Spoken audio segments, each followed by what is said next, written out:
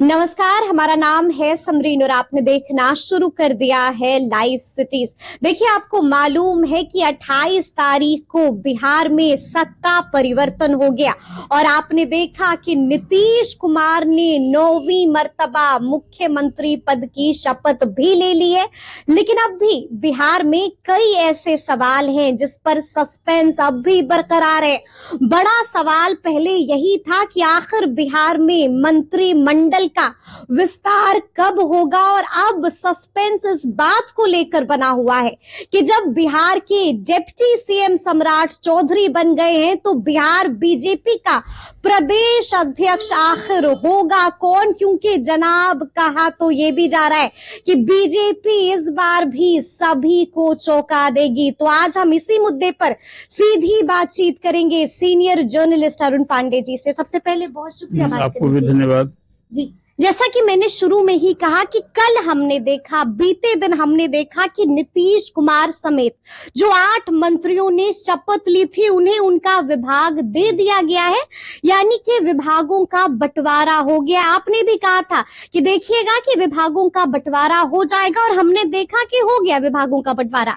लेकिन इस फैसले को, विभागों का जो बंटवारा हुआ है, उसे आप कैसे डिकोड करेंगे अरुण पांडे जी? देखिए, विभाग का जो बंटवारा हुआ है वो जो असेंबली में संख्या बल है उसके हिसाब से ही बटा है। मैंने आपसे पहले भी कहा था कि जो असेंबली में संख्या बल है उस हिसाब से बीजेपी के 15 मिनिस्टर होंगे, स्पीकर का अलग होगा। अब 2 डिप्टी सीएम हुए हैं तो उन्हीं 15 में होंगे।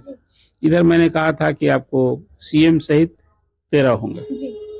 तो अभी तो विस्तार होना बाकी है, अभी 9 ही हुए हैं। देखा कि 23 बीजेपी विभाग है ना, विभाग जब मंत्री बनना है 36 विभाग हो, यदि 45 तो किन्हीं किन्हीं के पास तो 2, 3, 4 विभाग रहेंगे ही ना। और मुख्यमंत्री के पास जो विभाग, उन्होंने 5 विभाग रखा है। अब उसमें गृह विभाग, कार्मिक विभाग, इसके बाद निर्वाचन विभाग ही रहता ही है उनके जिम्मे। गृह को लेकर लगातार गृह को लेकर जो एक बात सस्पेंस बना हुआ था, चर्चा थी कि बीजेपी आई है तो इस बार कुछ मेजर फैसला कराएगी कि, तो आपने देखा नहीं। वित्त विभाग जो अभी राजद के सरकार में जदयू के जिम्मे था, विजय कुमार चौधरी था, अभी 4 दिन बाद बजट पेश होना है।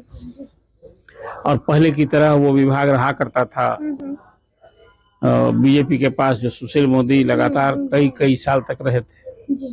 तो फिर विभाग अभी वो आ गया, सम्राट चौधरी वित्त और वाणिज्य कर मंत्री होगा।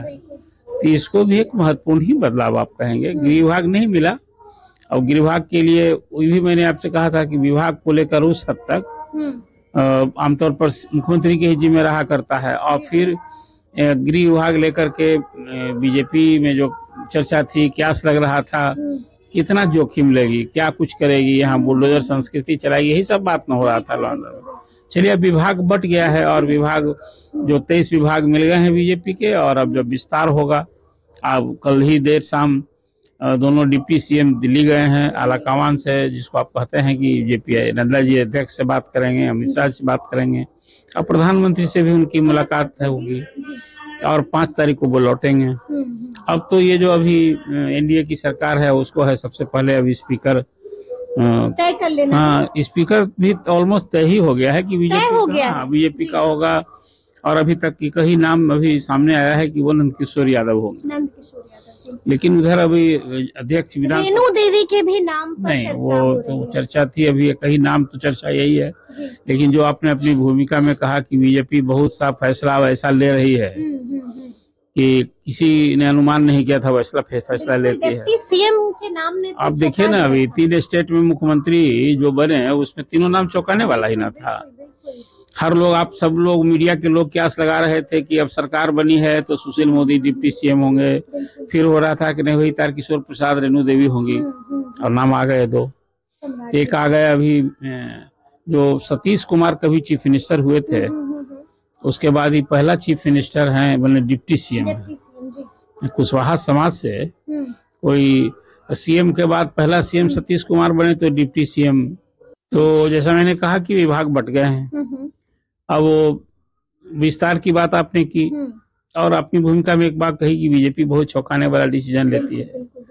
तो जिस तरह से 3 राज्य में चीफ मिनिस्टर का नाम आ गया, किसी ने चर्चा नहीं की थी। यही हम लोग जो चर्चा कर रहे थे कि अब सरकार बन गई या बनेगी तो फिर कौन डिप्टी सीएम होगा, तो जिन नामों की चर्चा हम लोगों ने की वो कोई नाम सामने नहीं आया।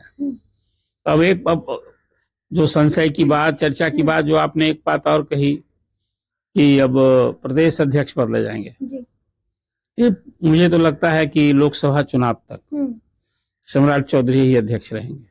अच्छा, आपको लगता है कि प्रदेश अध्यक्ष में इसलिए कि अब अगले महीने संभवतः 7-8 तारीख को, मार्च को लोकसभा चुनाव के कार्यक्रम की घोषणा हो जाएगी। अब इस बीच अध्यक्ष बदलने का फिर बहुत सारा चीज, जो संगठन वाली पार्टी है, फिर नई टीम होगी क्या, ये सब कुछ होगा। और अभी जिस ढंग से बीते 6 महीने में सम्राट चौधरी ने परफॉर्म किया है, और जिन परिस्थितियों में, जिन कारणों से सम्राट चौधरी को बनाया गया है, हमें लगता है कि लोकसभा चुनाव तक प्रदेश अध्यक्ष नहीं बदला जाएगा। लेकिन 16, 17 और 18 इसी महीने में, फरवरी में दिल्ली में राष्ट्रीय परिषद की बैठक होने जा रही है और राष्ट्रीय कार्यकारिणी की 16 को बैठक होगी। ये उसकी रूटीन बैठक है, हर साल में एक बार बैठक होती है। तो एक चर्चा हो रही थी उसी से कि अब राष्ट्रीय परिषद की बैठक के पहले या बैठक के बाद कहाँ प्रदेश अध्यक्ष बदल जाए, लेकिन फिर कुछ नामों की भी चर्चा होने लगी। हाँ, तो मेरा सवाल आपसे यही है कि आखिर, क्योंकि लगातार कहा जा रहा है और बीजेपी का ये उसूल रहा है कि कभी कोई भी 2 पद पर नहीं मुयस्सर होता है, तो हम आपसे जानना चाहेंगे कि कहा तो ये भी जा रहा है कि जब सम्राट चौधरी डिप्टी सीएम बन गए हैं तो बिहार बीजेपी का प्रदेश अध्यक्ष कोई और होगा। किन किन नामों की चर्चा है? देखिए, डिप्टी सीएम ही नहीं है, पार्टी के विधानमंडल दल के नेता है, विजय कुमार सिन्हा उप नेता है। तो अभी ये तो होता नहीं है, प्रदेश अध्यक्ष को होता है तो विधानमंडल का नेता कोई दूसरा भी होता है, और फिर डिप्टी सीएम भी हैं, दोनों नेता और उप नेता हैं। तो इसलिए मैंने कहा कि अभी अब चुनाव सिर पर है, तो अभी कोई अध्यक्ष चुनाव तक तो नहीं बदला जाएगा, एक तो ये है। लेकिन ये चर्चा हो गई थी शुरू की, जो पार्टी में वसूल रहा है एक व्यक्ति एक पद, बिल्कुल। तो उसके हिसाब से लोग ये क्यास लगने लगे, नामों की चर्चा हो गई। यदि बदला जाएगा तो उसमें है कि एक कोई अति पिछड़ी जाति का होगा, ये तो एक चर्चा हुई।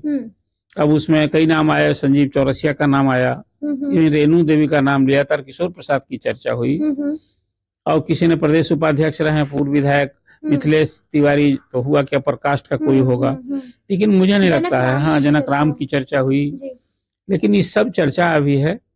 फिर वही आपने कहा कि ये सब कयास और चर्चा जो है, फैसला हाईकमान को लेना है, और हाईकमान हमेशा चौंकाने वाला फैसला लेता है। हम आप सब क्यास लगाते रहें और सम्राट चौधरी कंटिन्यू करेंगे। ये मेरा अपना आकलन यही है कि अभी चुनाव तक तो सम्राट चौधरी को पार्टी रखेगी, और उसके बाद फिर जब जो फैसला हो मतलब आपको लगता है कि फिलहाल कोई बदलाव नहीं होने जा रहा है, यानी कि सम्राट चौधरी ही प्रदेश अध्यक्ष रहेंगे। लेकिन हम एक बात है जो बीजेपी अक्सर करती है, जैसा कि आपने भी कहा कि चौंका देती है, हो सकता है कि प्रदेश अध्यक्ष बदल कर बीजेपी एक बार फिर से चौंका दे। नहीं, देखिए ना, अभी उसका डेस्टिनेशन क्या है, अभी जी लोकसभा चुनाव है। अभी देखिए विस्तार, अभी तो मंत्रिमंडल का गठन हो गया, 9 लोग हो गए सीएम सहित।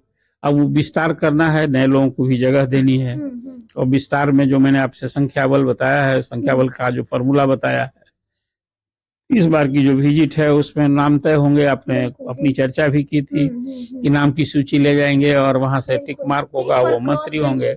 उसमें ही मैंने आप कहा था कि कई वो सामाजिक समीकरण को साधने की भरसक कोशिश होगी। और ये अब जो आगे की जिस दल की भी राजनीति हो, बिहार में जो जातीय गणना की रिपोर्ट आई है और उसमें विभिन्न जाति समूह के संदर्भ में जो आबादी का रिफ्लेक्शन हुआ है, वो तो हर जाति के लिए व्यवस्था, पार्टी के लिए व्यवस्था हो गई है उस हिसाब से एडजस्ट करना। तो 112 जो अति पिछड़ी जातियां हैं, जो 36% आबादी हैं, तो उस हिसाब से उनका प्रतिनिधित्व बढ़ना है। अब टिकट बांटने में भी मंत्रिपरिषद, इसलिए कि भाई आप आबादी है उसको, आप यदि सारी पार्टियां कह रहे हैं कि आबादी के हिसाब से सत्ता में हिस्सेदारी हो, तो हिस्सेदारी तो देनी ना होगी, तो सत्ता में हिस्सेदारी देनी होगी, राजनीतिक हिस्सेदारी बढ़ानी होगी, तो उस हिसाब से ये बढ़ना है। फिर अभी एक बात और, अभी संसद ने कानून पास कर दिया है कि महिलाओं को आप 33% आरक्षण दिए। तो कानून बनने के बाद पार्टियों को अभी से ही खुले मन से, खुले दिमाग से आगे आना चाहिए और 33% तो देना ही देना चाहिए। अब तक नहीं दे रहे थे तो टिकट भी देना चाहिए, राजनीतिक हिस्सेदारी देनी चाहिए। और अब यदि आधी आबादी को आप नारी सशक्तिकरण की बात करते हैं तो आपको 50% सोचना चाहिए, लेकिन अब कानूनन 33% तो देना ही देना चाहिए। ये तो मिनिमम ना मिनिमम हो गया। तो ये रिफ्लेक्शन भी आप बड़ा दिल दिखाइए, मैक्सिमम तो अभी इसी भाजपा ने वहाँ कानून बनाया है, तो ये भी एक अभी सब कुछ देखिए, आप कोई कदम लेते हैं, डिसीजन लेते हैं तो आप उसके प्रति उत्तरदायी भी हैं कि आप उसको फुलफिल कीजिए। आपने देखा नहीं अभी वहाँ कांग्रेस की कमेटी बनी तो उसमें सब अपर कास्ट के लोग का बोलबाला हो गया नेशनल कमेटी में। तो आप कहते हैं कि भाई कुछ और करते हैं कुछ, ये सब सारे दबाव में जो अभी मंत्रिमंडल विस्तार होगा उसमें प्रतिनिधित्व करेगा। और जहाँ तक हाँ, और अभी तो अध्यक्ष को फिर अब तुरंत ही जो प्रदेश अध्यक्ष होगा या सम्राट चौधरी हैं तो उनको तो लोकसभा चुनाव। हम आपसे जानना चाहेंगे कि अगर सम्राट चौधरी रहते हैं या सम्राट चौधरी प्रदेश अध्यक्ष से हटाए जाते हैं और कोई और बनता है, कितना फायदा होगा? मतलब सम्राट चौधरी के रहने से कितना फायदा होगा और अगर कोई और बनेगा तो देखिए अभी चुनाव सर पर है और बिहार में खासकर कुशवाहा जाति जो यादव के बाद दूसरी बड़ी पिछड़ी जाति की आबादी है और उसमें एक भूख रही है कि उसके उस जाति समुदाय से कोई चीफ मिनिस्टर बने, तो बीजेपी ने डिप्टी चीफ मिनिस्टर तो बना दिया है, तो ये भूख थोड़े मिट गई। मतलब उपेंद्र कुशवाहा का काट नहीं, हाँ उपेंद्र कुशवाहा तो अब सच पूछिए पूरा राजनीतिक रूप से वो स्थिति कहाँ रही। अब तक वो अपने स्वजाति के लिए कुशवाहा की राजनीति करते थे, एक चेहरा बने थे पूरे प्रदेश में। उनकी कमोबेश जहाँ भी कुशवाहा की आबादी है 10, 5, 20, 50 उनके समर्थक भी यूथ एड्रेस कर रहे थे। इस सम्राट चौधरी को जब बीजेपी ने आगे कर दिया तो स्वाभाविक रूप से आपने ठीक ही कहा कि तब वो जब सम्राट चौधरी अपना चेहरा है तो फिर दूसरा कोई उधार का चेहरा क्यों कोई इस्तेमाल करेगा। तो आप उपेंद्र कुशवाहा को तो अपने राजनीतिक भविष्य अस्तित्व के लिए अब योजना पड़ रहा है। अभी तक वो जो पार्टी उन्होंने बना रखी है उसका अभी इलेक्शन कमीशन से मान्यता नहीं मिली है।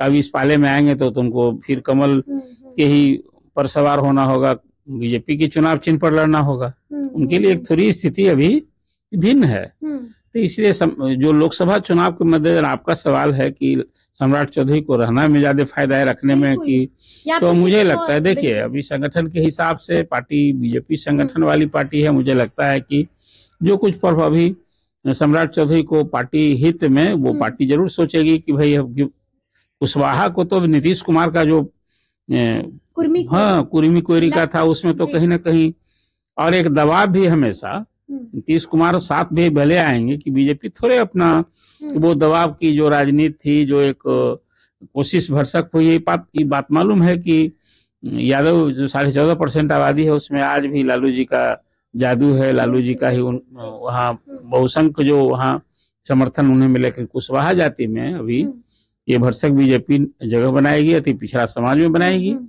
और साथ आने के बाद भी बीजेपी अपनी वो राजनीति भविष्य की राजनीति। तो इसीलिए हमें लगता है कि सम्राट चौधरी को, इसलिए मैंने आपको कहा कि चुनाव के पहले सम्राट चौधरी को हटाए जाने की मुझे कम उम्मीद दिखती है। मतलब आप ये कह रहे हैं कि अगर बिहार बीजेपी के प्रदेश अध्यक्ष सम्राट चौधरी ही रहते तो उसमें ही बीजेपी को फायदा है, नहीं तो ऐसे नुकसान झेलना पड़ सकता है। उन्हें एक अनावश्यक फिर उस पार्टी में एक निराशा का भावना होगा उनके समुदाय में, किसी और जाति को कुछ किया जाएगा। हाँ, नहीं, इधर तो ये डिप्टी सीएम बन ही गए। देखिए अभी एज ए होल आपको अभी टिकट का तय करना है। देखिए लोकसभा के चुनाव में भी कुशवाहा के लिए 2-3 टिकट मिलेगा। अभी कुल मिलाकर बीजेपी को तो इस बार लड़ने के लिए भी अवसर अधिक न है। अब तो खैर अवसर क्या है, अब तो जब नीतीश जी आ गए तो पहले तय होना है कि नीतीश जी उसी 17 सीट पर लड़ेंगे कि फिर बलिदान देंगे, फिर जैसे बीजेपी ने 19 के चुनाव में दिया था। तो ये सब कुछ अभी सम्राट चौधरी नीतीश कुमार से वो एक शख्सियत है वो जो सुशील जी नहीं कर पाए और न वो तारकिशोर कर पाए। नीतीश कुमार के सामने आज आंख में आंख मिलाकर बात करने की ये एक अपना जो जिसको कहते हैं बॉडी लैंग्वेज ना, तो वो प्लस ही पॉइंट रहा है सम्राट का। यही कारण बीजेपी ने उनको चुना।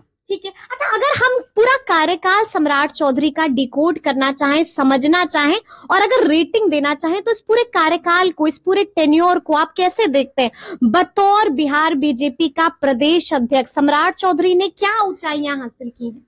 सब कुछ आप इस 6 महीने में आप समझिए, इस पाले में आने के बाद थोड़ा पीछे जाइए, पिछले चुनाव में, हाँ नहीं, और उसके पहले मैं कहता हूँ सम्राट चौधरी जब बीजेपी में आए तो लोकसभा चुनाव के पहले आए थे, पिछला 2019 की बात कर रहे हैं, उनको ऑफर था कि आप लड़िए खगड़िया से, वो लोजपा की सीट थी और रामविलास पासवान के साइड से उनको ऑफर था। अच्छा।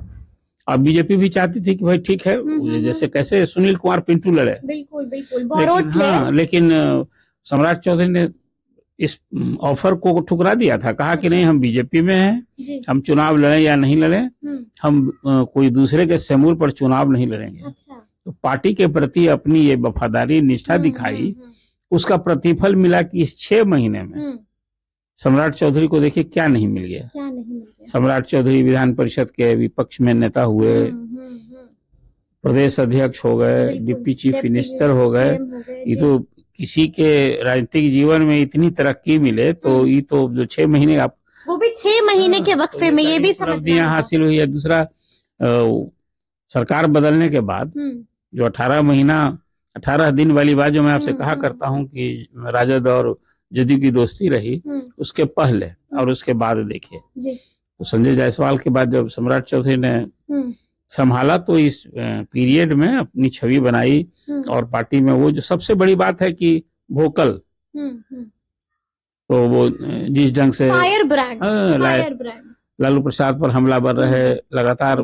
हाँ, कभी कभी तो मुझे लगता है कि अध्यक्ष को थोड़ा सा उस हद तक की भाषा मर्यादा का ख्याल रखना चाहिए। मैंने ये भी आपसे कहा है, सम्राट कभी कभी उस लक्ष्मण रेखा को भी लांघ जाता है। तो इसलिए कि बीजेपी का चाल चरित्र छवि उसकी थोड़ा डिफरेंट है, लेकिन सम्राट उसमें थोड़ा उनका बॉडी लैंग्वेज जो रहता है ना, जिसको कहते हैं बाहुबली नेता वाली, तो वो भी कभी दिख जाता है, झलक जाता है। यंग है अभी और कुछ अतिरिक्त जोश भी दिखता है, तो इसलिए 6 महीना का उपलब्धि तो उनका बिल्कुल सफलता ही सफलता है। और मतलब सम्राट चौधरी तो चर्चा में है ही, उनका मुरेठा भी चर्चा में आ गया है जी। अब तो मुरेठा उनकी पहचान बन गई। अब तो मुरेठा कैसे खोलेंगे ये भी चर्चा में आ गया। देखिए, ये भी मैंने आपसे कहा था कि मुरेठा के पीछे जो संकल्प था वो तो आधा पूरा हो गया। कहिए कि नीतीश जी ने इस्तीफा तो दे ही न दिया, और इतने नहीं, अब 7 हो गए, अब तो 7 हो गए, और अब जब 7 चल रहे हैं फिर भी ये मुरेठा बांधे रहते हैं। तो वही कहा कि अब तो सम्राट की पहचान हो गई है। हालांकि कहा कि हम जाएंगे अयोध्या में, हाँ, और फिर मुंडन कराएंगे, लेकिन मुरेठा बांधना, आप तो उसके पीछे कहा ना कि हर किसी की एक पहचान हो जाती है, कांग्रेसी टोपी पहना करते थे। तो अब तो खैर उनका है, कौन आदमी की अपनी जीवन शैली कैसे रहते हैं वो है, लेकिन मुरेठा वो जिस उद्देश्य से वो बताया करते थे तो उनके पर है, क्या करते हैं। एक आखिरी सवाल मेरा आपसे ये है कि जो सस्पेंस बना हुआ है कि बिहार बीजेपी का आखिर प्रदेश अध्यक्ष कौन होगा, आपको क्या लगता है? जैसा कि आपने भी कहा कि आपको नहीं लगता है कि कोई बदलाव होगा लोकसभा चुनाव तक, लेकिन ये जो पूरा सस्पेंस बरकरार है, इस सस्पेंस से पर्दा कब उठेगा? अभी तो जब तक वो हट नहीं जाएंगे, जैसा मैंने कहा कि अब लोकसभा चुनाव तो हमें लगता है कि कार्यकारिणी की बैठक से पहले सब कुछ साफ नहीं। अब अभी मैंने बताया कि 16 तारीख को बैठक दिल्ली में हो रही है, फिर राष्ट्रीय परिषद की बैठक होगी, इसमें सारे लोग जाएंगे, लेकिन मुझे नहीं लगता है कि अध्यक्ष बदला जाएगा।